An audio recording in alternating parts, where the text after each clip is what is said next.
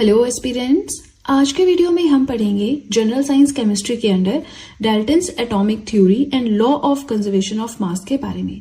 अच्छा, यहाँ पे हमें एक चीज समझने की जरूरत है कि हम Dalton's atomic theory and law of conservation of मास क्यों पढ़ेंगे, हम ये टॉपिक क्यों पढ़ेंगे। तो देखिए, जब हमने प्रीवियस टॉपिक पढ़ा था जिसमें हमने एटम्स एंड मॉलिक्यूल्स के बारे में पढ़ा था, हमने एक चीज समझी कि एटम्स में हमने दो स्टेटमेंट्स पढ़ी थी, अगर आपको ध्यान होगा तो एक स्टेटमेंट थी as per Dalton's atomic theory और एक थी लॉ ऑफ कंजर्वेशन ऑफ मास के हिसाब से। तो अब वहां पे तो हमने स्टेटमेंट पढ़ लिया, आपने रट्टा मार लिया होगा, ठीक है, अच्छी बात है, लेकिन थोड़ा सा उसके बारे में पता होना जरूरी है कि जो हम पढ़ रहे हैं as per this theory, as per this law, तो वो थ्योरी और लॉ बोलता क्या है वो समझने के लिए हम ये चीज पढ़ रहे हैं। ठीक है, देखिए बहुत ही छोटे छोटे टॉपिक्स हैं, फटाफट से हम कवर करेंगे, तो अपना नोट्स बनाने की रिस्पॉन्सिबिलिटी भूलनी नहीं है, साथ साथ में नोट्स बनाने, राइट। अब देखिए, डाल्टन्स एटॉमिक थ्योरी पढ़ने से पहले आपको पता होना चाहिए एटम्स क्या होते हैं, मॉलिक्यूल्स क्या होते हैं, जो कि मैंने प्रीवियस वीडियो में पढ़ाया है। केमिस्ट्री हैंड रिटन नोट्स की प्लेलिस्ट में जाकर आप lecture number 1 and lecture number 2 देख सकते हैं। फिलहाल अगर हम बात करें डाल्टन्स एटॉमिक थ्योरी क्या है, तो 1808 में जॉन डाल्टन ने प्रेजेंट की थी ये थ्योरी ऑफ मैटर, मतलब मैटर के ऊपर है, मैटर किस चीज से बना है उसके ऊपर सब कुछ है। अब देखिए, इसके प्रिंसिपल्स हम पढ़ेंगे, बट सबसे इंपॉर्टेंट प्रिंसिपल, सबसे इंपॉर्टेंट बात ये इस थ्योरी के हिसाब say that all matter composed of small particles, कि इस दुनिया में जो भी चीज है, जो भी मैटर है, वो छोटे छोटे पार्टिकल्स से मिलकर बना हुआ है। इन्हीं पार्टिकल्स को हम कहते हैं एटम। ठीक है, अब इन डिटेल एटम क्या होता है, किसने इसे एटम कहा, किसने इसे परमाणु कहा, वो सब हमने प्रीवियस वीडियो में पढ़ा है। ठीक है, तो हम एटम क्या होता है, मॉलिक्यूल क्या होता है, उस पे फोकस ना करते हुए इस थ्योरी पे फोकस करेंगे। ठीक है, अब हर एक मैटर, पूरी दुनिया में जो भी चीजें हैं, छोटे छोटे पार्टिकल से मिलकर बनी हुई हैं, जिसे हम एटम कहते हैं। अब इसी थ्योरी के कुछ इंपॉर्टेंट प्रिंसिपल्स हैं जो आपको पता होने चाहिए, जहां से क्वेश्चंस आ सकते हैं, क्योंकि अब वैसा टाइम तो नहीं रहा कि सॉलिड लिक्विड मास में से क्वेश्चन आएगा, है ना, या एटॉमिक मास, एटॉमिक नंबर में से क्वेश्चन आ जाएगा, नहीं। अब थ्योरीज में से कोई चीज उठाएंगे, उसके ऊपर क्वेश्चन डाल देंगे। ठीक है, तो आपको यहाँ पे एक्टिव रहना होगा। अब अगर हम बात करें प्रिंसिपल्स की, तो पहला पॉइंट है that atoms are indivisible and indestructible. Atoms ऐसी चीजें होती हैं, सबसे छोटा, इतना छोटा पार्टिकल होता है कि ना तो इसको आप और ज्यादा तोड़ सकते हो, ना तो आप इसके और ज्यादा टुकड़े कर सकते हो, ना ही आप इसको खत्म कर सकते हो।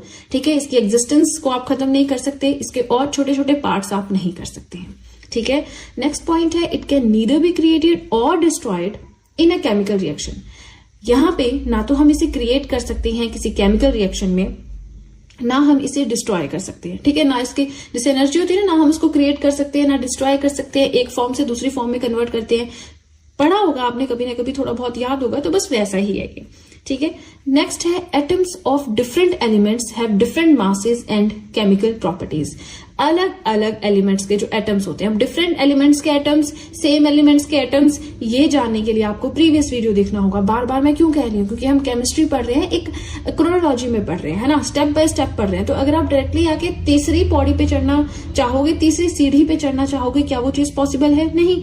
अगर आप चढ़ भी जाएंगे तो टांगों में दर्द हो जाएगी ना, तो वैसे अगर आप यहाँ पे समझने की कोशिश करेंगे, आपके दिमाग में दर्द हो जाएगी, है ना। तो आपको फर्स्ट एंड सेकंड लेक्चर देखना है अनटिल और अनलेस, अगर तो आप साइंस स्ट्रीम से हैं तब तो ये चीजें कुछ भी नहीं है, बट आर्ट्स वालों को या जिन्होंने बीए वगैरह की होती है उनके लिए थोड़ा दिक्कत रहता है, क्योंकि उन्होंने 10th में छोड़ दिया। अब 10th में क्या पढ़ा वो तो हम रटते थे, पढ़ते थे, कहाँ समझते थे, है ना। समझते तो अब है जब सरकारी नौकरी की तैयारी करते हैं।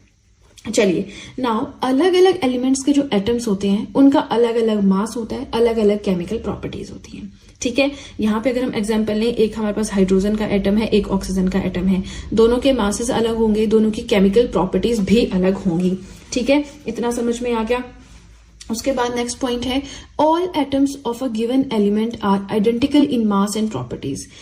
किसी एक एलिमेंट के, जैसे मान लीजिए हमने यहाँ पे हाइड्रोजन के 2 एटम्स ले लिए, ये अलग है, ये अलग है, तो अगर हम इन दोनों के मास को चेक करें या प्रॉपर्टीज को मिलाएं तो वो सेम होगा। तो वो ये प्रिंसिपल बोलता है कि अलग अलग एलिमेंट्स के जो एटम्स होते हैं ना, उनके मास और प्रॉपर्टीज अलग होते हैं, लेकिन एक ही एलिमेंट के जो 2 अलग अलग एटम्स होंगे उनके मास और प्रॉपर्टीज दोनों आइडेंटिकल होंगे, सेम होंगे।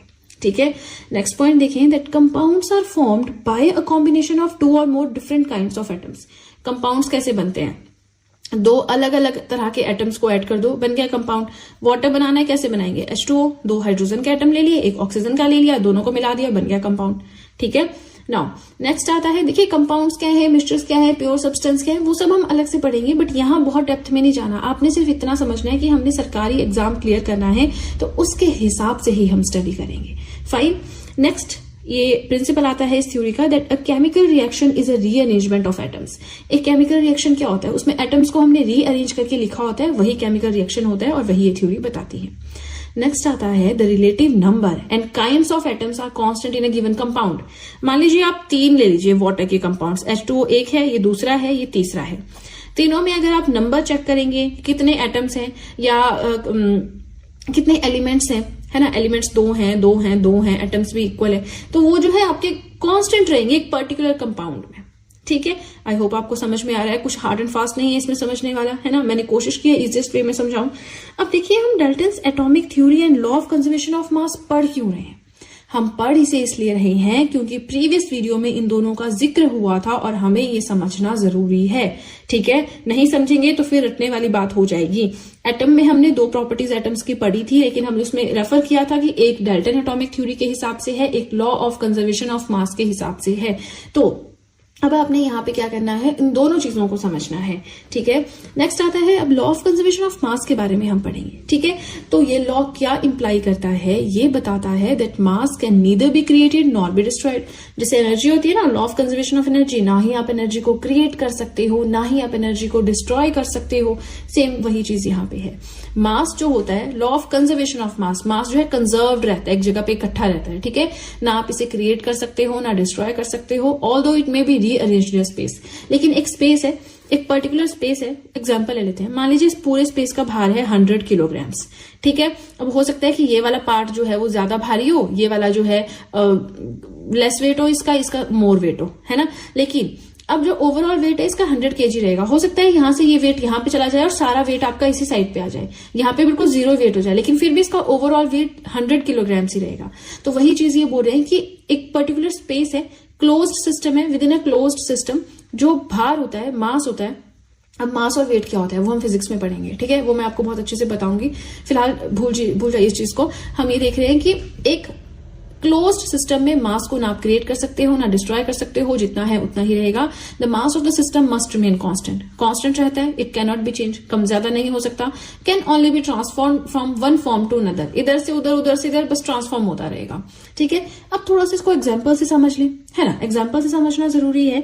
सो यहाँ पे बात करेंगे, पहला है, when coal is burn the carbon atom in it changes into carbon dioxide. जब कोयले को जलाते हैं ना, तो जो कार्बन होता है उस कोयले में, उस कोल में, वो चेंज हो जाता है कार्बन डाइऑक्साइड में। ठीक है, दूसरा है मीथेन प्लस, ये सब अगर आप देखें, ये अगर आप केमिकल इक्वेशन देखें तो यहाँ पे कार्बन का एटम कितना है, 1, यहाँ पे कितना है, 1, यहाँ पे हाइड्रोजन के एटम्स कितने हैं, 4, यहाँ पे कितने हैं, 2 × 2 4, यहाँ पे ऑक्सीजन के कितने हैं, 4, तो 2 यहाँ पे और 2 यहाँ पे।